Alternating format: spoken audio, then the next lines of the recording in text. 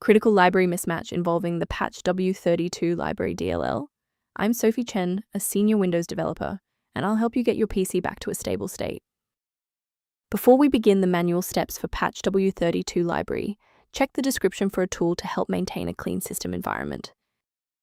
This is the patchw32 Library, a legacy 32-bit patching utility shim. It manages the localized application of binary delta patches for older software updates.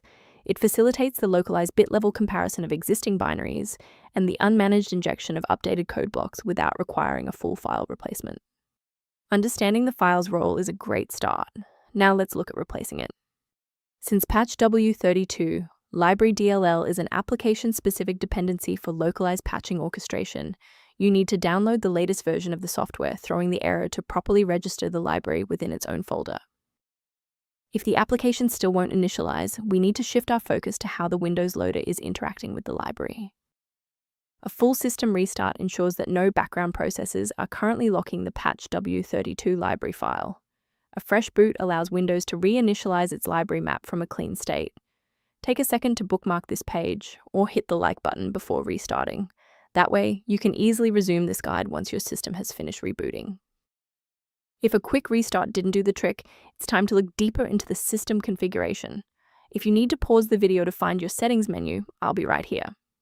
If the restart didn't fix the library error, we need to manually repair the specific C++ redistributable package.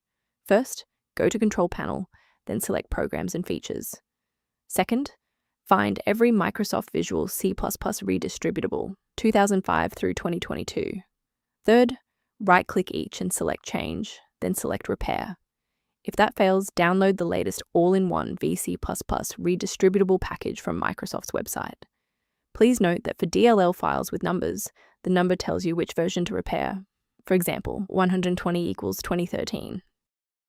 Before concluding, I want to address a critical security consideration for maintaining your system's integrity. Replacing patchw32 library without a proper diagnostic environment can lead to DLL hell, where multiple conflicting versions of the library paralyze your operating system's ability to load software. To support your system's overall health without the complexity of manual directory management, a maintenance utility is a solid option. Review options for improved system responsiveness by consulting the primary tool linked below for patchw32 library. Liking this video tells us which technical fixes, like this one for patchw32 library, are most helpful to you. Subscribe now to build your own library of verified support resources.